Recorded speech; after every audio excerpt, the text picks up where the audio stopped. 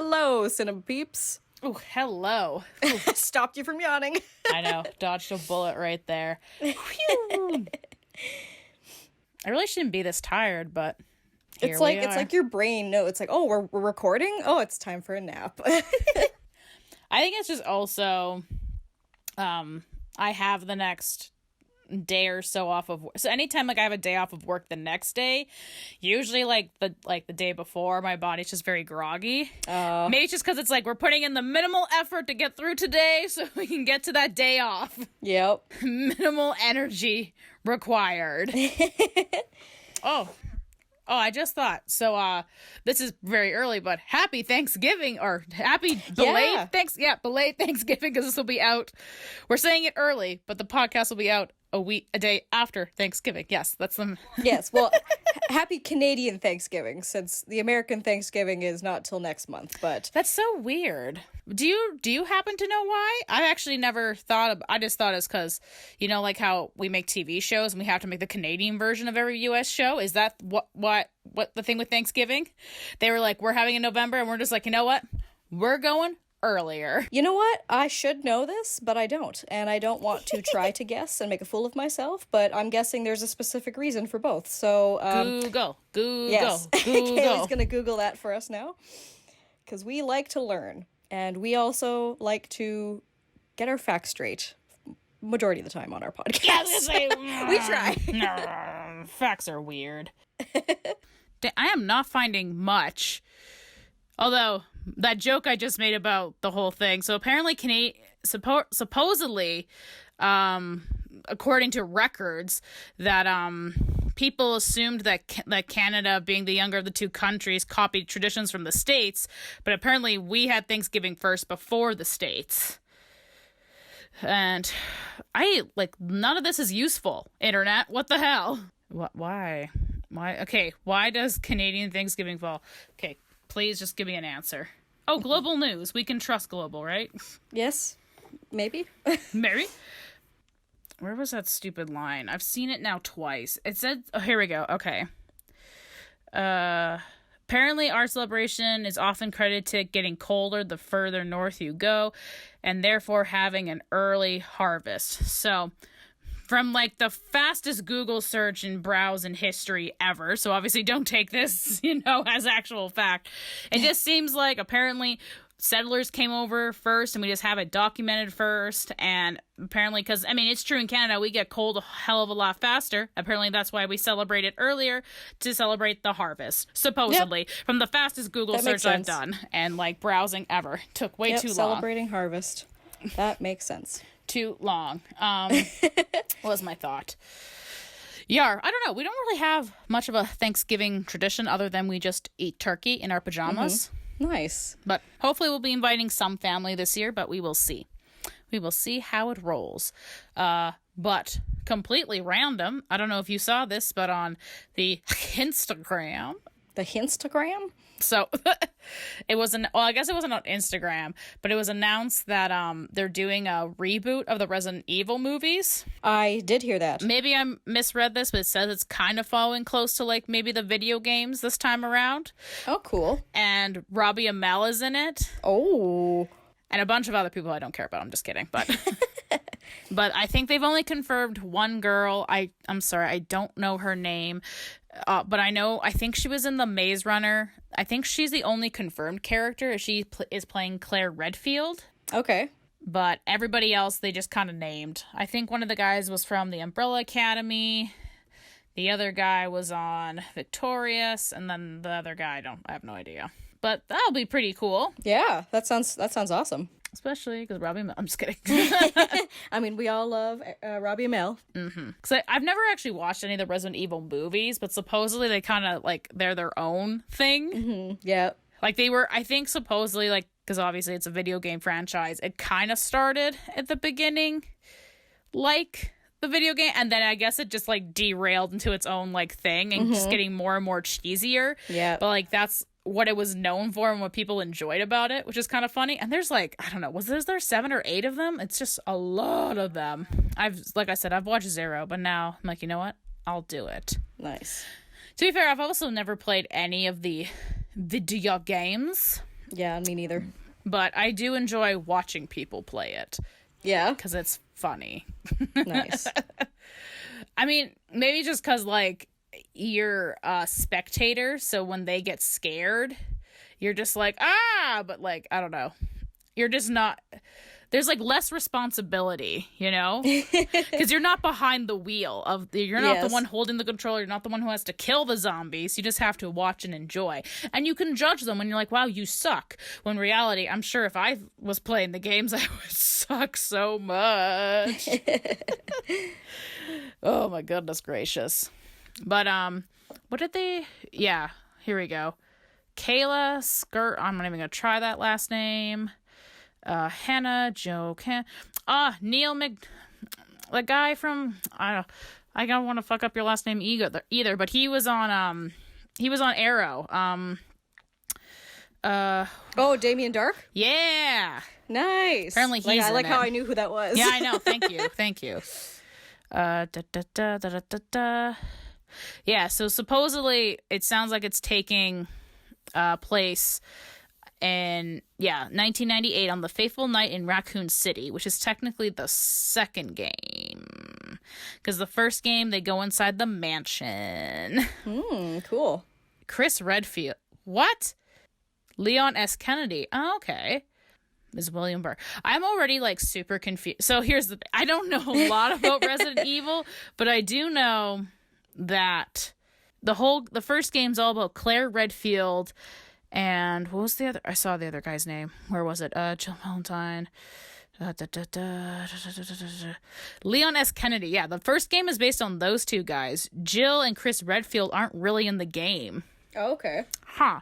So it looks like maybe they're taking a little bit of inspiration. Maybe it's a little bit of the first and the second. Who knows? Yeah, gonna combine the two. I mean, like, it makes sense in a way. Again, from what I understand from the games, like I said, the first one takes place at a mansion with Jill and Chris Redfield and a couple of their Raccoon Star zombie fighters. And the whole thing is that there's the T virus. I think that's what it's called. That it's unleashed by Umbrella Corporation. They're evil.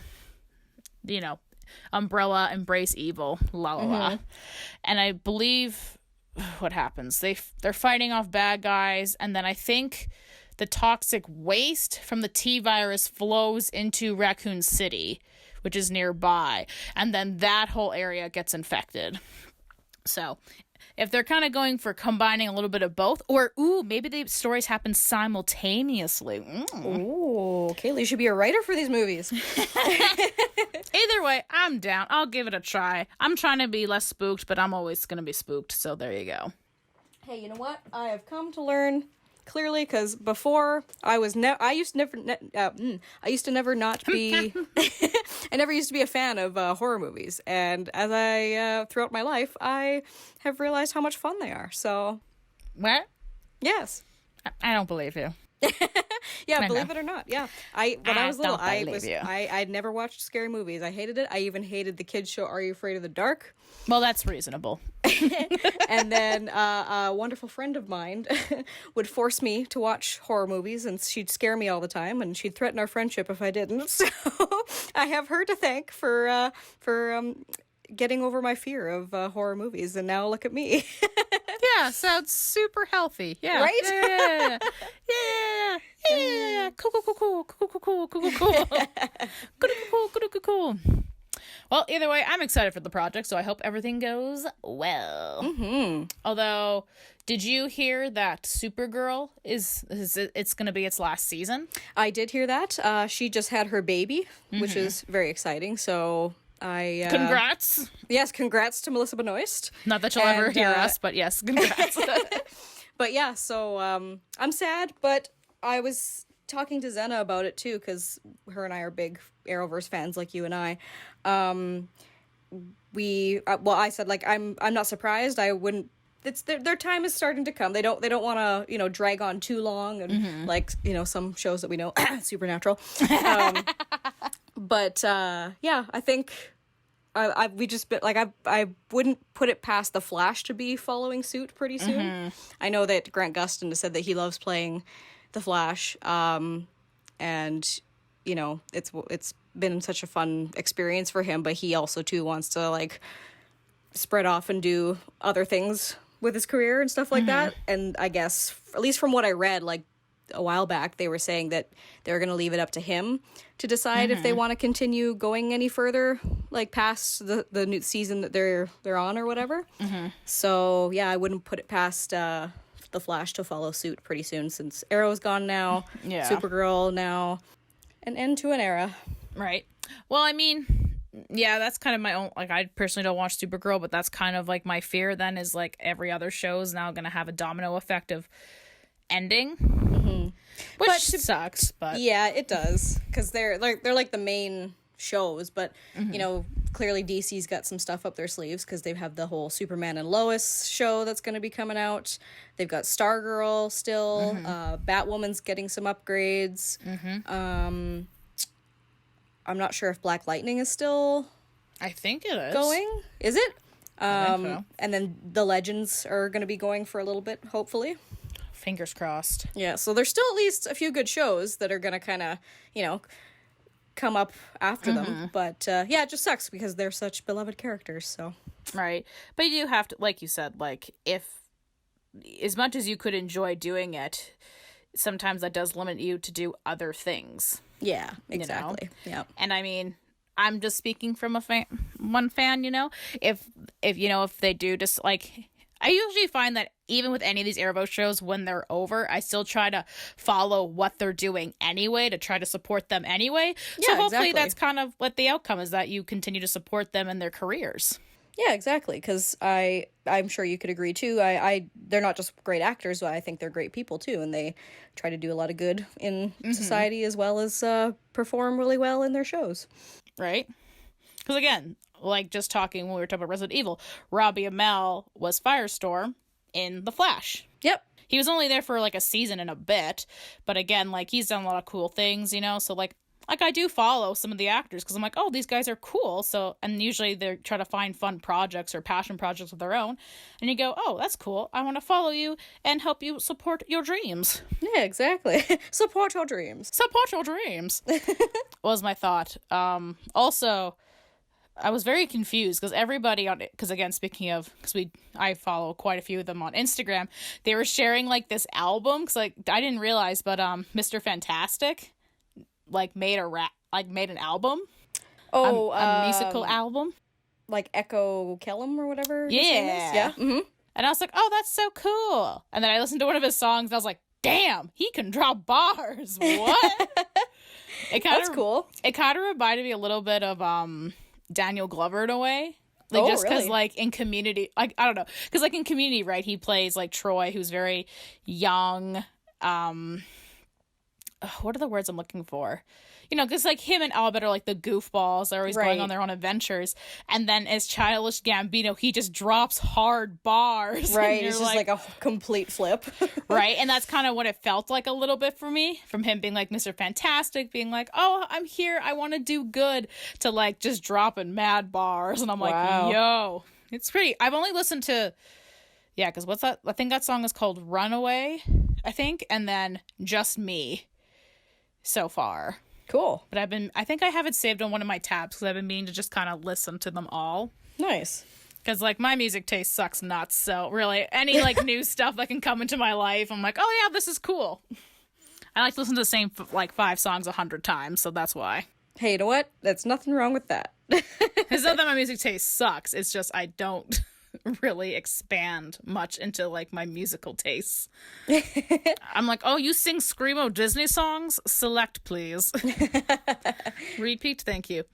Actually, last night I was like, I totally forgot there. I don't know when it happened. It was like kind of this year / beginning of last year. Mm-hmm. People have been like remixing like pop songs, but as like 80s remixes. Yeah, I've seen that. Yeah. Yo, the one for Toxic's fucking tight. Is it? I Want It That Way by the Backstreet Boys. Like, it's good. Nice. I'll have to check those out. I always find like again, I'm not a music person, but to me, a merit of a really good song, I think personally, is that if you can take it and remix it in all those different ways and yet it's still good, Yeah. I think that to me, that's a good song. Yeah, I would have to agree. If it doesn't take away from the song or it doesn't like cheese it up, Yeah. it still sounds good. Yeah. Because sometimes there's like pop songs I listen to and I'm like the lyrics are very catchy, but like for whatever reason, I'm just like, I'm not into this. But then someone will like either take it, remix it, or someone else will like sing, like, like do not a complete ground up work change of the song, but they'll sing their own version. Yeah, like a reinvention of it or whatever. Yeah, and I'm like, yo, I like this so much better. And maybe just because of the way they've like chose to sing it, in my mind I'm like, wow, that's just so much better. Yeah, it's kind of like the first two things that popped into my head, like maybe not the greatest example, but when Grant Gustin and oh my gosh, Santana. Yeah, Santana. Naya Rivera. Yeah, I was gonna say Maya Rudolph, but that was not the right one. Yeah, no, when they do the Smooth Criminal rendition with the cellos, like that one's awesome. Or there was that one that we listened to. It was the guy did it a cappella. He did like all the voices and instruments with his mouth, but it was I Knew You Were Trouble by Taylor Swift mixed with As Long As You Love Me by Justin Bieber. Do you remember that? Mm-hmm. That one was pretty good too. Mike Thompson, I think is his name. Yeah, something like that. Yeah, he's all a cappella. He does some pretty toit remixes. Mm-hmm. That's actually like there was another one I just listened to recently. I don't remember the name of the band, but they took the Rolling Stones version, the song Beast of Burden, and they did the kind of a more techno 80s like synthy kind of rendition of it, and that one sounds pretty cool too. That would be dope. Yeah, because I think I'd have to check. I think I have Toxic on my phone like 5 or 6 times, but all of it's like different renditions. Yeah, because man, that's cool. I don't know what that song apparently I like, because think of like chill and mellow. What's his name? Kurt Snyder? Kurt Hugo Snyder. He's a YouTuber as well. He does like remixes of songs, and he did one of Toxic, but it was again like this very slow. There's like a violin, or no, the bigger one, the cello. There's this nice cello to it, and it's just like this really slow, but there's like a nice like build up to it, which again like works with the song because it's all like this like tease like ooh, you're toxic. Yep. So just like I don't know, it works so well, and that one's like it's toit. Nice. It's toit. It's funny because like with my taste in movies, I don't care as much if people don't like the same movies that I do. Yeah. In fact, if I'm like, oh, I really love this movie, and someone's like, I actually don't like that film, I'm very interested to know why. Yeah. And I'm like, hey, and if they're willing to like have a genuine conversation about it instead of being like, it's stupid. Yeah. And I'm like, well, I can't help you, man. Or like, here's all the reasons why it's wrong. Like, yeah, it's just, yeah. But if like they want to have a genuine conversation about it, then I'm like, yeah, that's cool. But for some reason, music is always something that I've always kept closer to my chest. Because I don't know, I might know what it is, but it's just, I don't know, I'm more insecure about my music taste than I am about my movie tastes.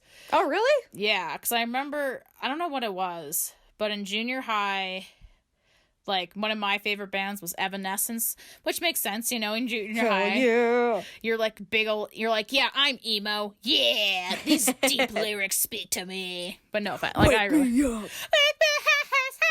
that's like real fucking good. But like I don't know what it was. Like I just remember in home ec class very specifically, I think it was just kind of like a free period. We were kind of just doing whatever. And the teacher would play the radio and Bring Me Back to Life came on. And I didn't think I made a big deal about it, but, I kind of smiled because I was like, oh, I like this song. And like this one girl like singled me out. She goes, oh yeah, this is her favorite song. And I was like, what the like, it was really weird and uncomfortable. I was like, what? And then she, like, I don't know, would always call out, like, the music I liked, and I was just like, I don't, like, she wouldn't be aggressively mean about it, but there was, like, this sarcasm aggressiveness to it, and I just never understood why. Yeah. And I remember, like, I wore, like, because, like, I actually went, Evanescence was, like, my first concert I saw live. Oh, really? Cool. You know, it was on my 16th birthday, so I bought a concert t-shirt, you know? Mm-hmm. But again, like, I don't know what it was. Like, people were just singling What? and I just didn't get why. Because I didn't feel like I was, like, going around being like, Evanescence is the best band in the world. Yeah. You all suck. You know, I just had my music taste. But they were always, like, singled out. And again, in high school, man, you should have come to my school, because everybody, like, that was literally everybody. We were like, yeah, hardcore. Yeah, what the hell? Yeah, so when we were in drama class, and normally every day for attendance there was, like, a question you had to answer. I think at the time it was like, what's your new favorite band? And again, speaking of Evanescence, at the same time, maybe I'm saying the band name wrong, and maybe that's the issue, but I think it's Seether or whatever. Yes, either, yep. Yeah, they did a duet with Amy Lee from Evanescence. Yeah, they did. Shoot, what is that? Oh no, I can't remember that song. I'm gonna have to look it up later, because it's that one I remember I really liked as well. And then I kind of got into some of their music. They're more like grungier and darker, but like, I don't know, I enjoyed it. And so when asked what was my new favorite band, so I said that, and this girl just gave me the dirtiest, like, really? That is? And I was like, come on, man. Why? Man, this person sounds like they need a musication. Oh, sorry. Two different people. Oh, really? Two different Okay, well, people. those Two two different people. But still, I never understood. Like, I just always felt like I was singled out for the music I liked. So I've always played that closer to my chest, because I was like, I don't need fucking people insulting my music. And I don't know. And maybe that's what it is. It's a weird insecurity from way back when. But I don't like talking about my music tastes, because I'm just like, and maybe because I just feel like now, like, there's so much out there now.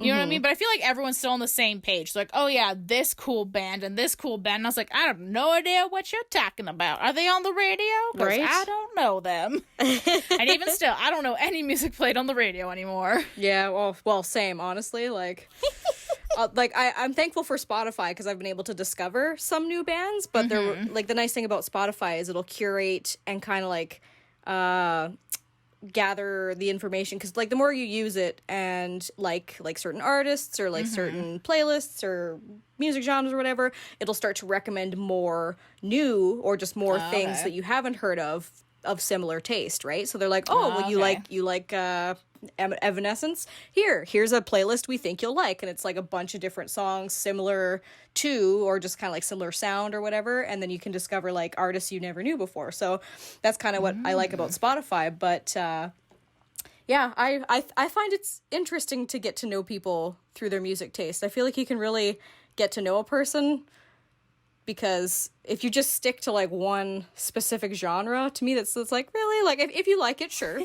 But I think it's cool, like, when you can kind of hear like the deep cuts of like people's music that they don't maybe play around a whole lot of people, or just songs that, you know, you wouldn't expect that person listens to, because it's like, oh, you like this? That's awesome. That's so cool. Like, you know, you don't want to be labeled by just one specific genre that you listen to. I think that's why we got along so well too, because like some of the music that we listened to in college, like, I'm sure some people were like we went from what freaking Disney songs to Kanye West and Jay-Z, that one song there, and like it's just what was that one band? I gotta check Abandon All Ships. Oh yeah. The dance screamo. Yeah. Yeah, I think I just remember enjoying, like, and then like a lot of you at school like recommended different songs to me. I loved that. Yeah. Got real into Nero for like ever. Still do. Yeah, thanks to one of our friends. Yeah. Right. So like that's always been great. Although going back to your thing about like, I almost find it harder to figure out people from their music tastes than from their movie interests. Oh, yeah? Because I feel like I don't know what it is. I think with music, because there's just such not saying that it's not the same for movies, but I think there's just more of a vastness. What am I trying to say? Kaylee, fucking focus up. Because again, within like, because again, like you said, you can't judge. Although I do hardcore judge if someone's like, I just like country. I'm like, ugh, you're just the plainest Jane. Whatever. But what's my thought? Because like even within songs, right? Because again, talking abandoned ships, dance, screamo. Yeah. Like, to me, like, music is such a strange roulette wheel that you can just pair, like, to, what was there, like, country and techno, you know, or like there's rap so many, and country, yeah. Right? Like, there's so many, like, combinations. Yeah. And then even within those combinations, it can still be different because sometimes you're going for a different, like, vibe or feel to the song. Like, maybe it's a breakup song or maybe it's a happy song. So to me, there's so many different layers. Yeah. So just to be like, oh, these are my music tastes, or here are the top 5 songs that I really enjoy, I probably still couldn't figure out, people. I'd just be like, you are a hot mess. Yeah. I guess that is what you are. I guess maybe you couldn't like really get to know the person, but I guess the way I should have explained it was people just become more relatable to me when they can show me other songs like that. Or if someone I look at and they go, oh, they're so cool, they only listen to like hipster whatever type music, songs I've never heard of, but then they like throw out like freaking Bohemian Rhapsody or just something that you know of, or like for me, like Family Force 5. I just discovered that one of my friends that I didn't even know, she was a huge Family Force 5 fan like me until just recently, and I was like, oh, that's so cool, and now I've got something more to appreciate about her and something in common. So that's true. Like music and movies, I think, yeah, once you find something that you like, then it does become easier. Yeah. But I guess even now thinking about it, I don't think I'd be able to decipher someone if they showed me their top 5 movies. Maybe I could. Maybe I could draw some conclusions about them. I guess, yeah, like you'd have to, in a way, you'd have to not just like tell me the movies and okay, that's that. I can judge based off of that. If a person can tell me their top 5 movies and then tell me why, then you get to know the person a little bit better, right? Yeah. Same thing with the songs and stuff. Music is just crazy. If it makes you feel good or it makes you feel something, makes you happy, makes you want to dance, doesn't matter what it is. I guess that is the goal. But now all I want to do is listen to more music. But I think with that should wrap us up for today. I guess, yes. All right, Cinema Peeps. Well, I guess that's that for this episode. Mm-hmm. We hope you guys have a wonderful Tuesday. Hell yeah. And hope you had a wonderful Thanksgiving. Yum yum. Be kind. Consume all the content. Yeah. Rock out to your favorite tunes. Actually, comment below. What's your guys' top 5 favorite songs? Music? Songs? Yes. Songs? Words. Words? Yeah. What's your top favorite words? Yar. in songs. All right. Goodbye, Cinema Goodbye. Peeps. Monkey. Monkey. And slap.